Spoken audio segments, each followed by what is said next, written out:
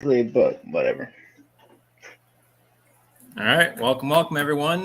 This is our review podcast on the Game of Thrones show, The House of the Dragon, as well as the new Lord of the Rings show, Rings of Power. As always, I'm Will. And I'm Andrew. All right, so which one do you want to start with?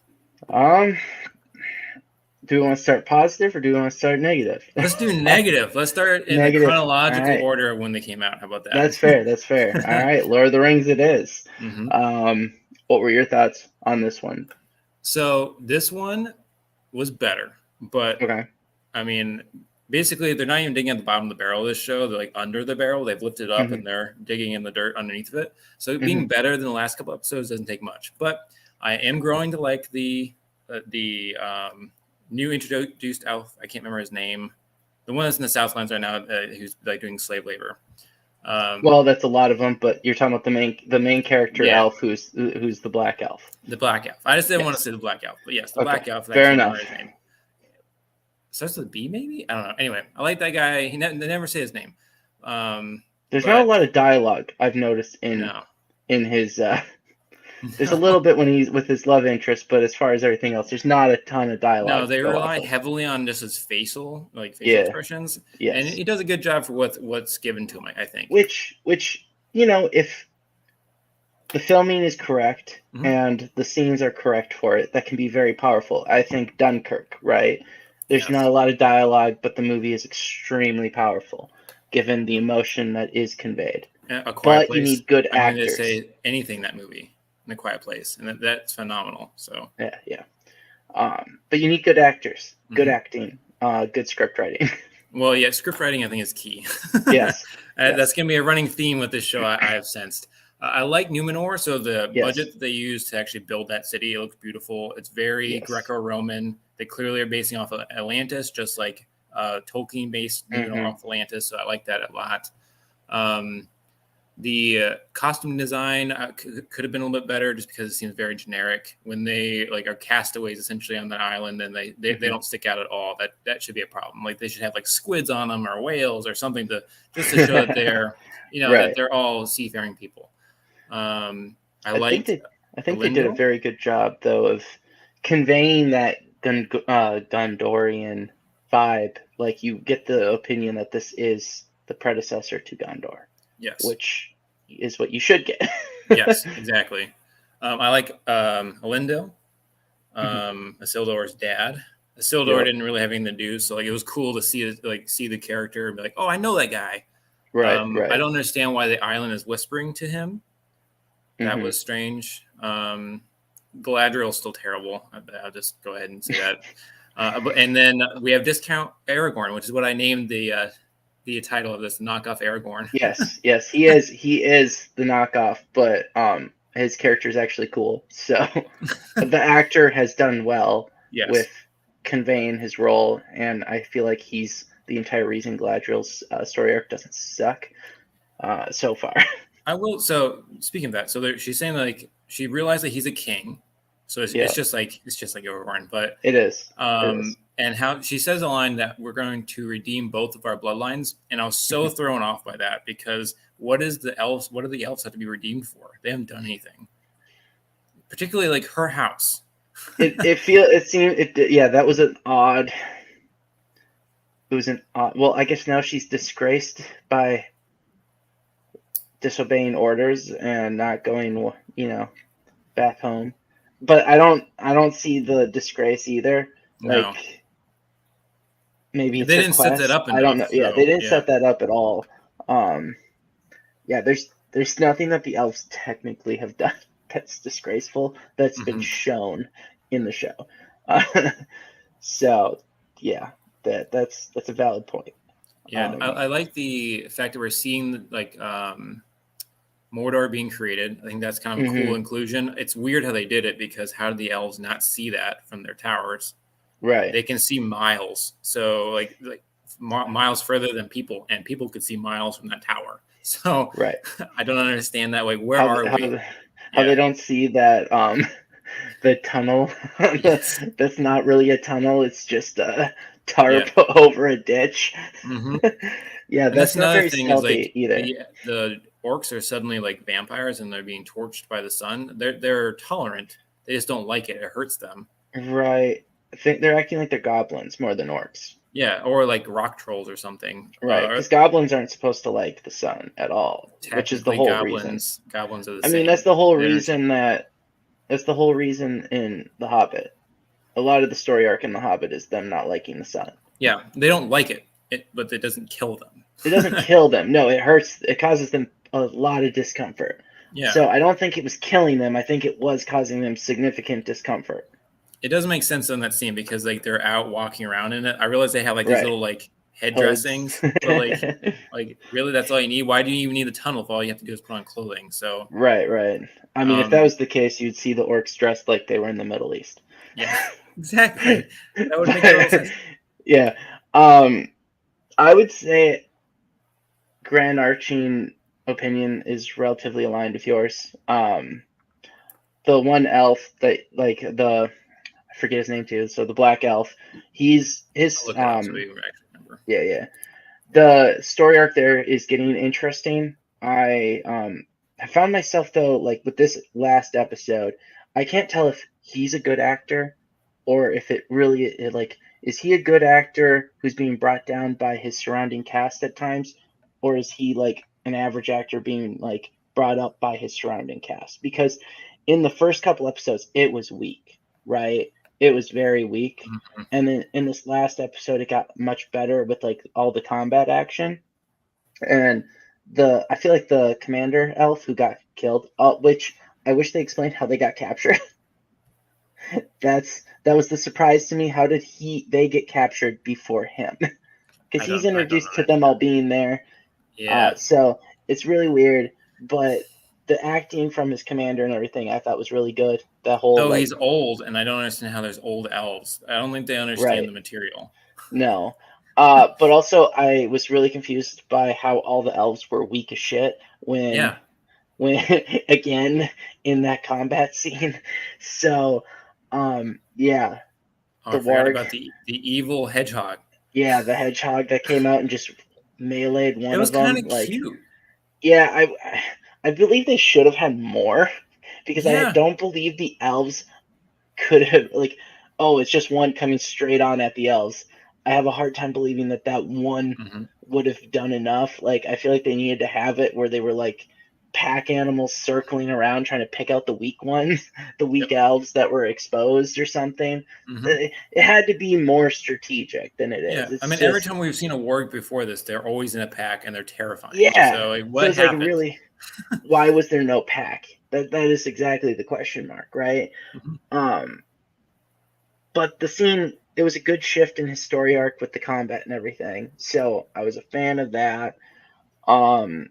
You had it where I'm still annoyed that he has no backstory.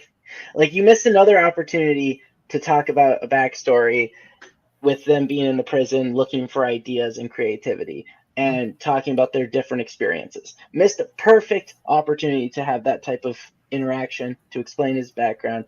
So I don't think I can like his character unless they explain his background. That's where I'm at with it. I think his character arc is good, but that's just a sticking point. To your point, they missed such an opportunity to have some character building where he interacts with those other elves. They actually you feel like there's momentum building up to where they're planning their escape, and then it all goes wrong. But really, it's just like 3 seconds of a scene, and they're both dead. And do you even know the other elves' names? No, but I'll say this: the commander elf was the one that was most built as a character. Like, it actually sucked to see him get killed because I was actually liking him the most out of that entire story arc so far. Because he was the one that showed the most personality. Well, there you go. Like, with wasn't his, meant for the show. Right, but, he was the one showing the most personality with, his tisking with about the one elf's interaction with the human. And, you actually saw his whole thing about talking about going home and everything, too. We're finally getting out of this place. He had the most personal development out of all of those elves in that story arc. And I think that's the reason I'm still, disappointed with that main character's story so far. That arc has been very disappointing in the main character's development. Everyone else is okay, but his has been bad. I did have one major complaint with Numenor. It didn't make sense again. Oh yeah. The diversity casting didn't make sense again because you can't have diversity there. Because you could easily explain it with like, oh, this is a faction that has been settling in Harad or something. Mm-hmm. There's a lot that you could do to explain why the leaders of this island are black compared to everyone else on the island, literally everybody else who's not. Like, mm-hmm. I don't know if you looked at the background casting, but there's no background casting to even indicate that this is a diverse island. Yeah, the Numenorians had colonies along Middle Earth, so you can have it where they had colonies somewhere else, and that would have been cool. Yeah, they could. That's how they could have done more to expand the universe, mm-hmm. but they don't, right? And instead, they make it where it's like you are like, how is there this random black character as the ruling class family of? Yeah, well, It's going to be a long show, man. If they keep going, because like literally, like even this episode, they have like the procession of hobbits going on the migration, which I want to talk about. But they finally added Asian hobbits. I know, that's what I was going to say. They had like black, Asian, and white. It's just okay, next complaint is on that story arc again, because again, they missed the perfect opportunity to build the clan, to explain that they're like a group of families that came together and merged. And when they were talking about those who were left behind, they ruined that concept because they said that this works for thousands of years, but they don't associate with anybody else. I know, and in the exact point where they talk about that, mm-hmm. when they're remembering all the people that were left behind, who fell behind, they easily could have talked about times that they merged with other like mm-hmm. clans or something. It could have been explained perfectly, but no. They just go down this road of just like, we just appear. Yep. We're all different for no apparent reason. Like, okay. So I need this explained though. Like that, I think that's the problem, right? Because it's mm-hmm. like they're not going to. They tried to because they have it where the one wife is now married into the family, but then like the rest of it still doesn't make any sense. What do you mean? So that's not actually her biological mom. So that was something that you were concerned about in the last episode. Oh, I wasn't concerned about that. I was just confused as to how the entire clan was like 50-50, and it doesn't make any sense because mm-hmm. how is a Hobbit clan randomly develop 50-50 when they're isolated together, interbreeding for thousands of years in the same exact climate? Mm-hmm. And it's extremely Darwinian that those who are weak fall behind. So, I mean, this would be a group that is extremely homogenous in concept, right? Like, I mean, it only would take like 2 generations for them to become a homogenous one race. Right. So it doesn't matter which one, all black, all white, whatever. Right, exactly. And then it would just go whichever way is most beneficial for competitiveness in the climate, right? Like, oh, this person is lacking vitamin D because we're really far up north, or this person's burning so bad that they can't mm-hmm. haul a cart. Okay, that like right there. That like with the hobbits, I think it's just so stark that they didn't want to actually explain anything, and it's just confusing if you want this universe to like, I don't know. Like we said last time, it would have taken effort for them to expand. Right now, they're just trying to make knockoff Lord of the Rings and then put in the diversity quota instead of doing like, let's build like a really cool world and expand on it. What are you going to say? I disagree. It wouldn't take effort. It takes barely any effort. It's so easy. Tolkien made the entire bloody universe. Okay, like they would have had to have read it and read it. Is it that hard to go like get a group of consultants? So. I don't think it is. So. Well, all right. So they actually had one of the lead Tolkien experts, one of the guys that like everyone knows, and they fired him. Yeah, because he told them that this was hot garbage. Yeah, like I'm sure he did. That's what it is. He's just like, what do you mean you want a group of hobbits that don't look alike at all? I was like, that's fine, but you got to explain. What do you mean you don't want me to explain the origin of these dwarves that look completely different than the other dwarves? Like, it's just. What do you mean you want me to make this ruling class over here look like they're from Harad without explaining they're from Harad? Mm-hmm. It's just They really need to expand on the whole colony thing. That's what I would say, because it's definitely it just needs explanation. Yeah. Okay, so last thing on the Gandalf character. Actually, yeah, like, it's clearly going to be Gandalf. Like, I'd be really shocked if it's not. Or it's But Tom I've Bombadil. actually, well, I heard two theories on this. One is Tom Bombadil, and it's one of the two. It has to be one of the two. Yeah, and it's like, if it's Tom Bombadil, that'd be freaking amazing. It doesn't make any sense because he should already be there, but whatever. But another thing is that because of you actually see the Eye of Sauron when he lands, and then there's like the fire isn't hot, which within the show's canon indicates great evil or whatever. Right. And then he kills all the lightning bugs and he burns everything down, and he's scary. That he could actually be a Balrog, because he has to be. He has to be a Maiar for like every other thing that he's shooting from the sky, like the powers that he has, and his the fact that he loves fire so much would make sense from being a Balrog. So it'd actually be really cool to see him somehow transform into one. That would be neat. Like, well, it has the potential of being neat. I don't think they'd be able to do it, but right. I mean, what would be the thought process that's the Balrog that goes to Moria? Yeah, Durin's Bane. He shouldn't exist yet, because that's they find him. They find him in the mountain. Neither do the hobbits, and also Gandalf doesn't exist yet. So, like, the thing is, like, Tom Bombadil could make sense. Okay, the hobbits are theoretically non-existent because they're not documented. You're assuming that, like, that's easily explainable. They clearly existed. They come of existence in this age. They're not documented until the next age. Yeah, so they already said that they've lived for 1,000 years, and at this point, that would put their origin into the first age, which is impossible. They definitely don't exist in the first age. Yeah, I mean, okay, I agree with you. I'm just saying that is known. Like, yeah, the origin should be in the second age, but like right now, like they should be popping out of the ground or something.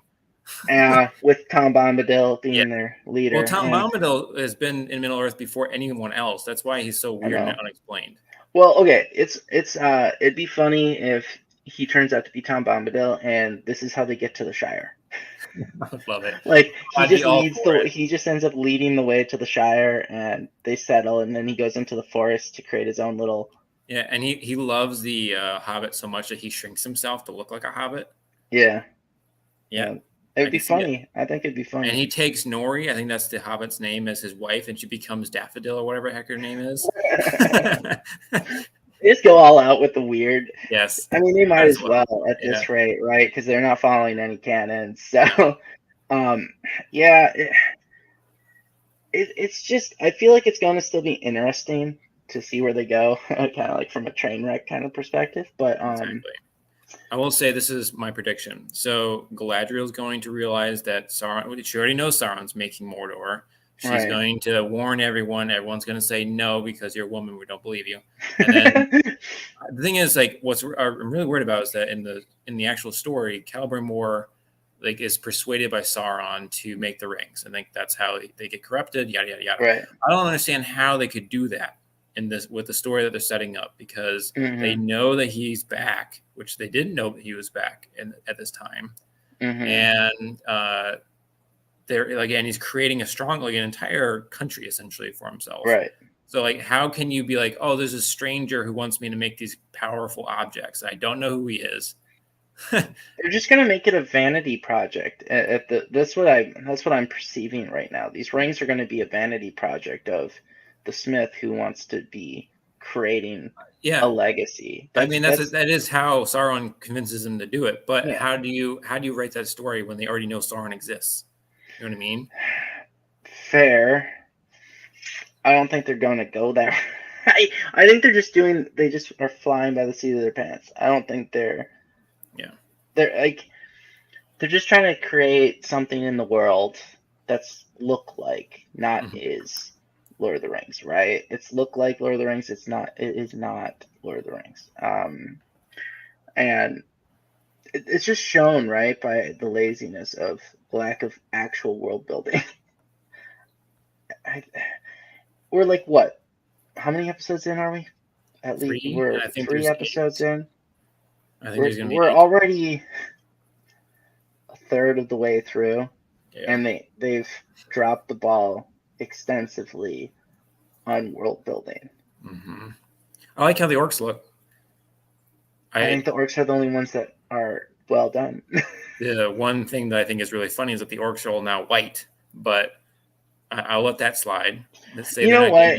I'm fine with it because they should be pale ground dwellers, so whatever. Yeah, but they're tortured, so they have like blackened skin from the torturing. You know what? But they're different colors, so they're not just black. I just meant like they're gray, they're gray, pink, greenish, grayish. White. Yeah, they have all the different colors. It was really funny to me that the one thing that was really diverse in the Tolkien, not Tolkien, but in the Peter Jackson films was the orcs. They're all different colors, and now they're not. So, I think that was funny. That's fair. That's fair. All right, final thought, and then you want to move on to House of Dragon? Yeah, it just lacks world building. I would rate it. What would I rate it? We gave a 4. I gave a 4 on one of the last ones as my highest. Yeah. Mm-hmm. I'll bump it up to a 5. I'll bump up a 5 on this one, maybe, just because the world building still sucks, but they had some good action scenes. And something's happening. Something's actually happening. Yeah. The new characters that have been introduced along Galadriel's story arc are actually good. Yeah. So they're good actors. And given the lack of dwarves in this one, I'm looking forward to the next episode with more Elrond and Durin. So I'll rate it well just because it makes me happy for the next episode.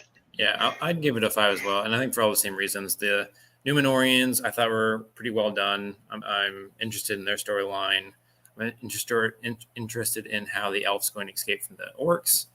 And I'm also like you said, I'm curious like a train wreck because I'm really curious how they're going to convince Celebrimbor to actually make these rings, knowing full well who he's making them for. So, I'm just waiting to see if any world building gets done. Actual world building, because they haven't done any really.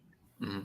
There's only one location that's actually been built out except for Rivendell. So like and this universe has so much more tied to the characters that are in here, right? So all right, it'll be interesting. Moving on to House of Dragon. Let's go ahead and end on a positive note. Yes, I liked it.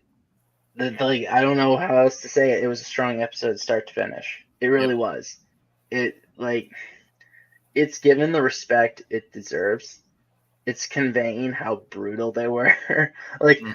Everyone thought they were savages in the last in the actual story, and then you just have it where they're courting her and they just insult each other.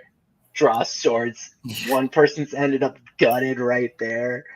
No one seems to care. No. It's just accepted. Mm-hmm. That's what I've noticed.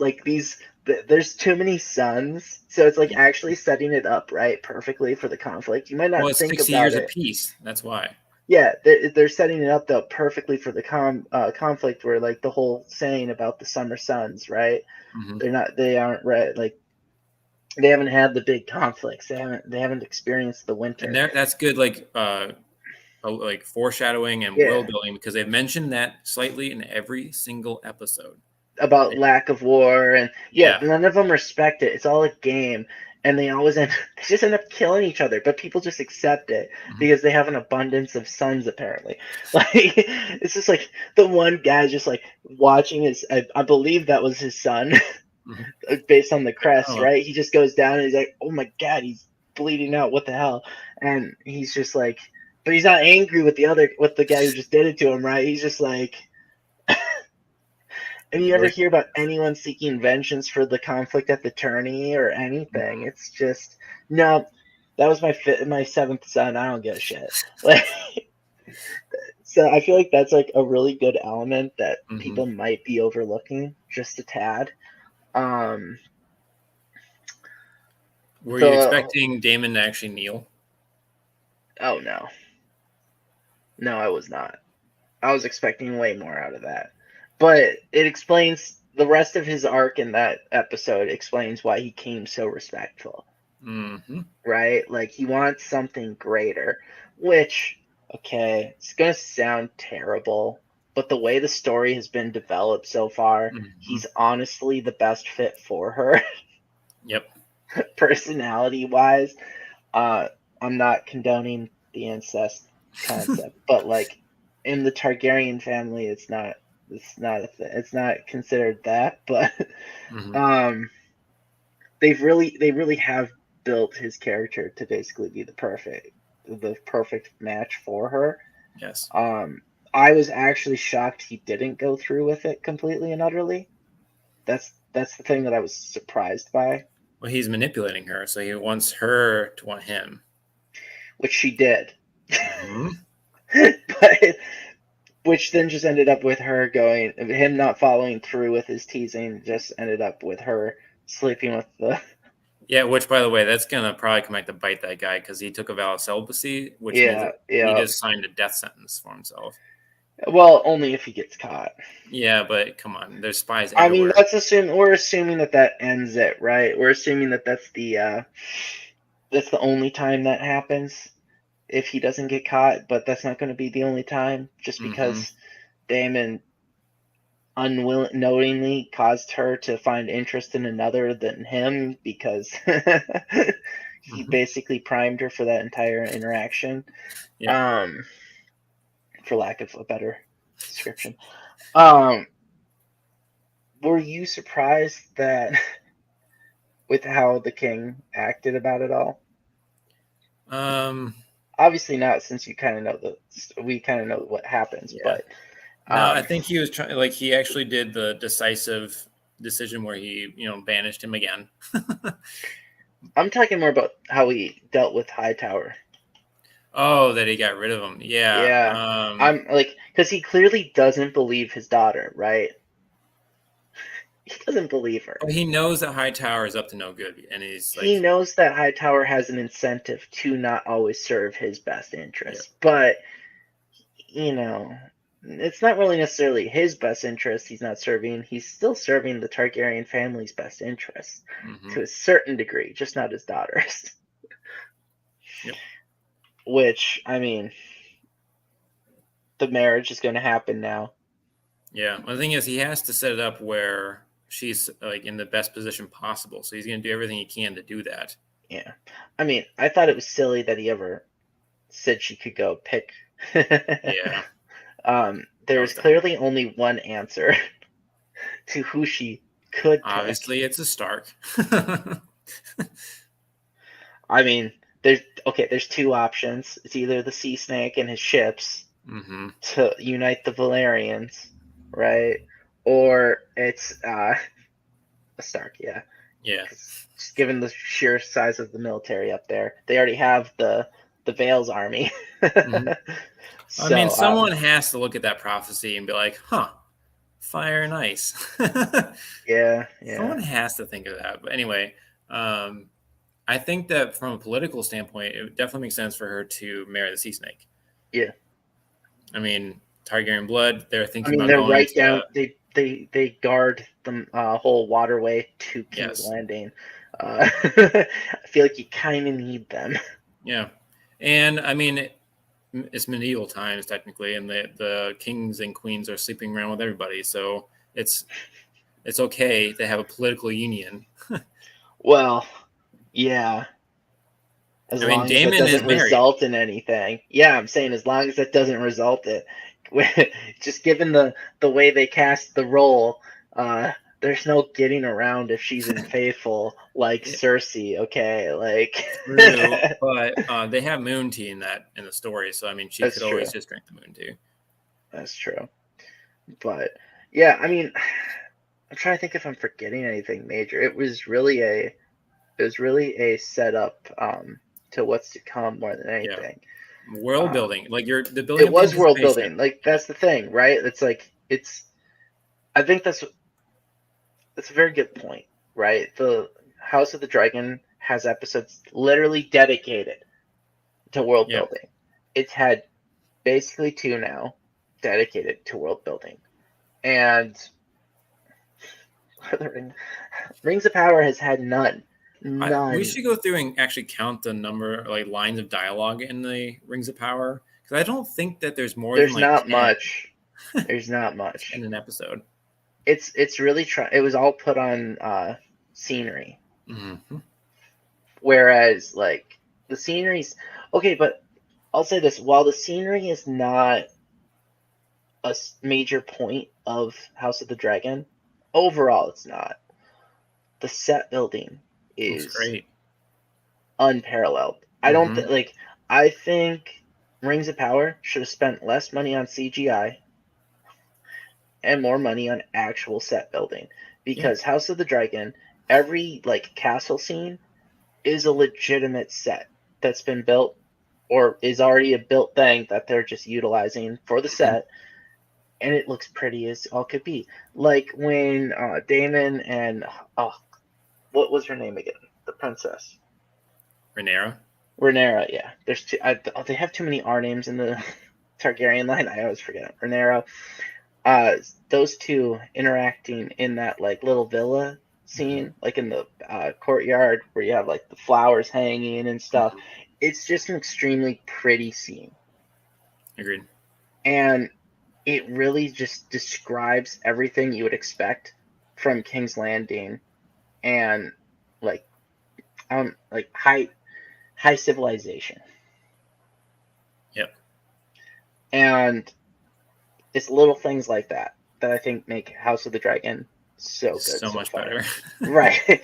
Yeah, no, it's like, okay, I feel like we're really shitting on Rings of Power and then like just have nothing bad to say about House of the Dragon. But the two of them being released, the reality is the two of them being released at the same time, worst decision Amazon could have made. Worst decision. Because you have no choice but to compare. Yep. Which they wanted to they wanted comparisons because they wanted this to be like their, Game of Thrones. Well, they actually said that. Bezos said he wanted the next Game of Thrones. He wanted that's what I'm saying. They literally have been making that comparison. And I will say one point for them for the Rings of Power. I really thought there was going to be a bunch of sex and nudity, and there hasn't been any. So at least there's that. Yet. True. Yet. Maybe. Oh my gosh! If Galadriel has sex with that guy, oh my god. Dang it! Okay, well, you literally just spoke that into existence. You literally just spoke that into existence. I mean, okay, yeah, all right. There hasn't been much of that, but there hasn't been any world building. No, true. Like, I'll be honest. At this rate, I'm almost willing to praise House of the Dragon for their sex and nudity because it's world building. Yep. Like, at least they're doing something with the universe. They're actually conveying what that place is like. I think it's silly to pretend like that universe, like that time era, doesn't have brothels. I mean, maybe not for the elves if you were to like bring it over, but I'm not expecting the humans to not be degenerates. Like, world building for King's Landing is a solid 10 so far, and Agreed. World building for Rings of Power has been the strongest so far for Numenor, and that's literally it.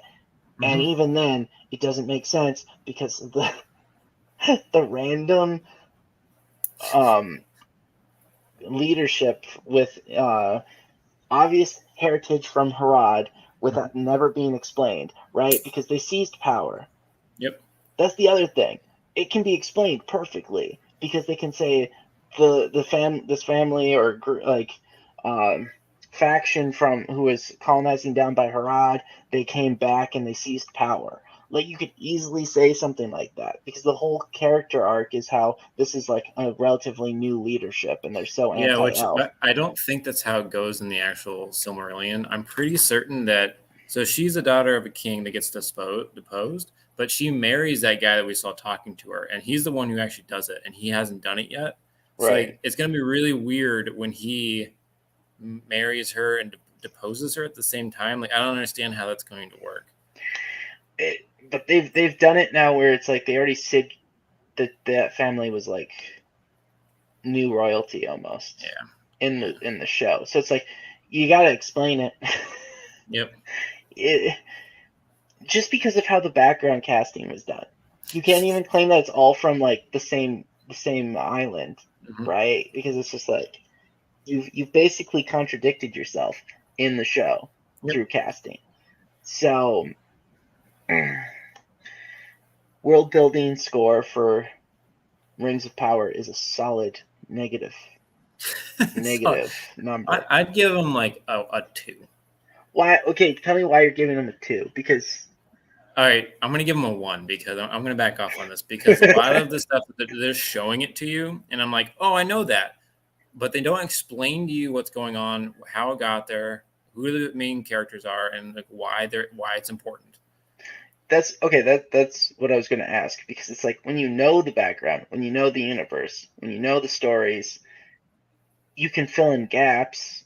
You can write in your head justifications for everything except for the Hobbit, for this show, right? Because they're not following the story. No, but you can write in justifications if you know the world, like how we've basically stated how they could explain all these different things, right? Mm-hmm. But they don't give you any indication that places like that exist. So you wouldn't even know that Numenor is colonizing all over the place. I don't think that's been mentioned either. No, because even the people from the Southlands, that guy said that he's never seen the Numenorians.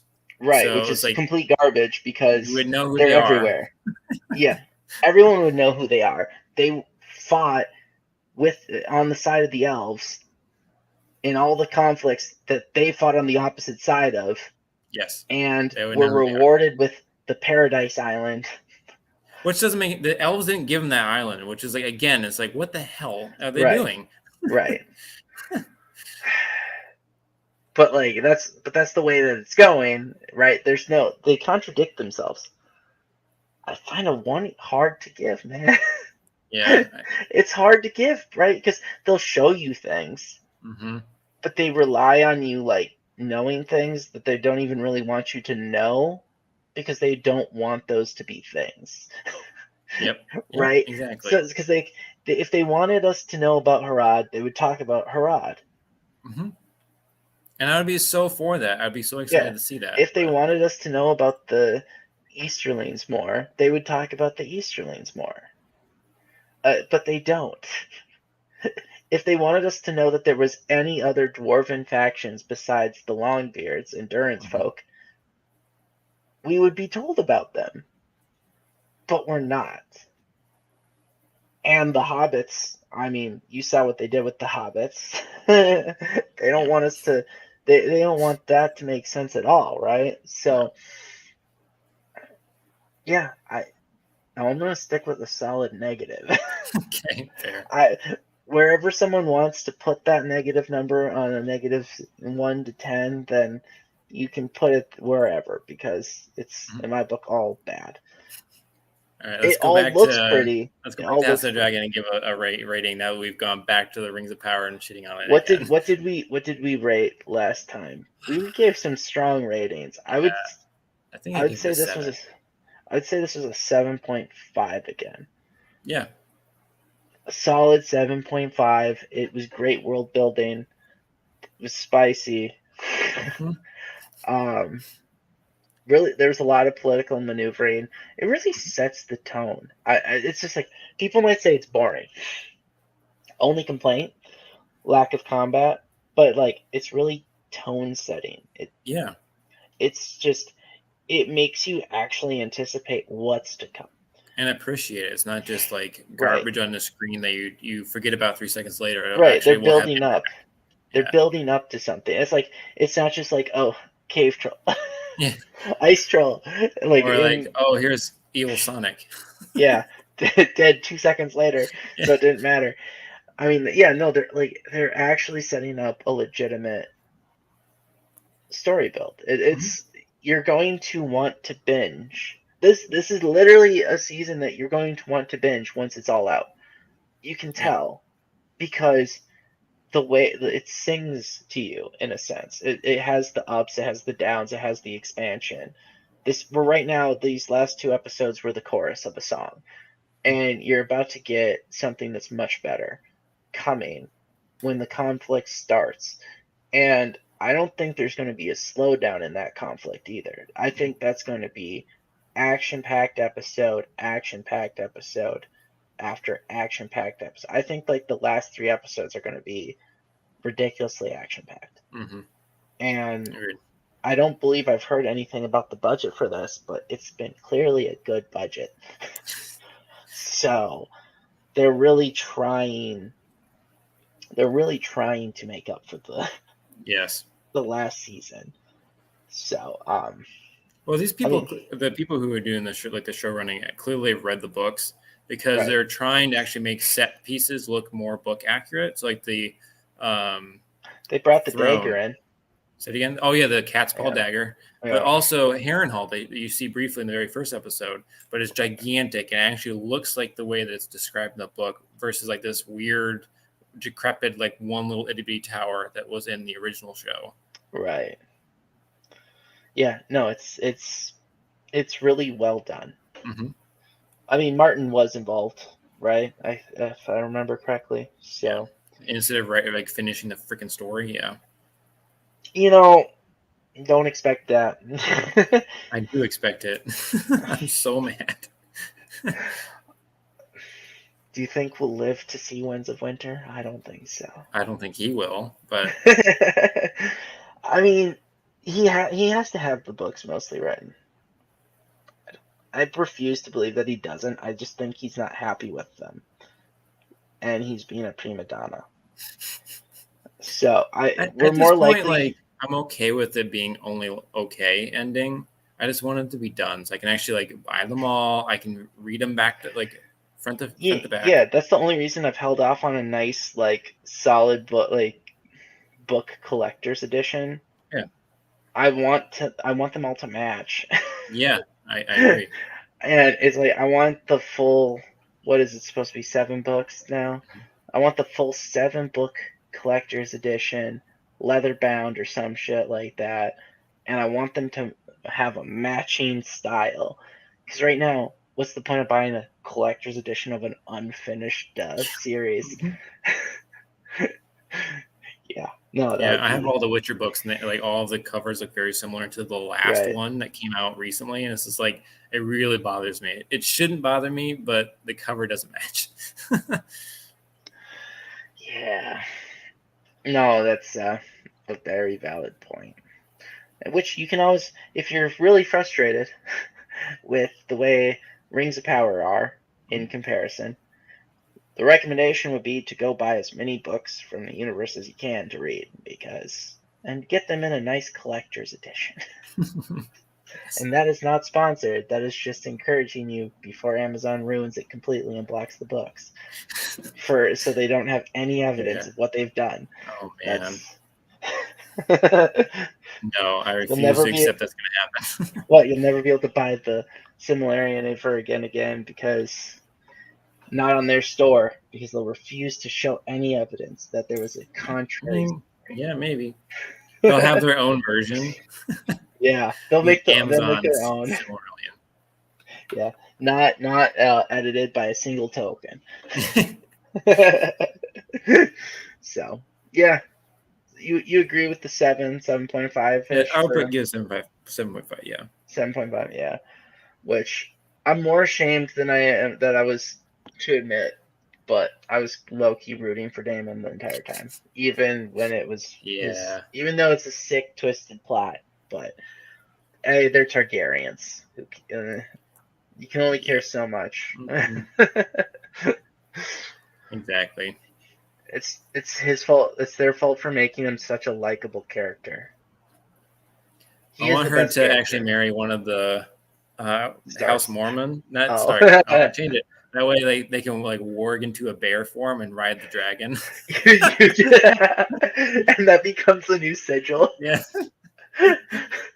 For the bear dragons. Yeah, that'd be amazing. But yeah, it's just there's so much stuff that they could really just go into still. Mm-hmm. And I think I'm just curious. Maybe it's just the fact that House of the Dragon is clearly trying to stick with canon and expand on certain things that are curiosities that they actually have legitimate information about due to working with Martin. But it's like it really does make you curious to see what's going to happen in the next episode. And Rings of Power does not have that. They're literally going against canon and against world building and not trying to show you, oh, this is what this would have looked like. So it's two different worlds. Yep. That's two different approaches, and I think we're seeing who's actually the better approach. So yes. All I know is I look forward to the next episodes. Technically of both, just because we're going to see a lot more dwarves. The redeeming factor of that whole show. Yes, well, the next episode will automatically be, okay, I don't want to jinx it, but I'm just going to say maybe a 7 because it might be all dwarves. That's based off the last episode with no dwarves. It could be all dwarves. If it's all dwarves, even if it's hot garbage, I might give it a 7 just because. But interesting. All right. I think that's everything, right? Yeah. Well, thanks for tuning in, everyone. As always, I'm Will. And I'm Andrew. See you next time. Yeah, we'll see you next time, guys. Bye.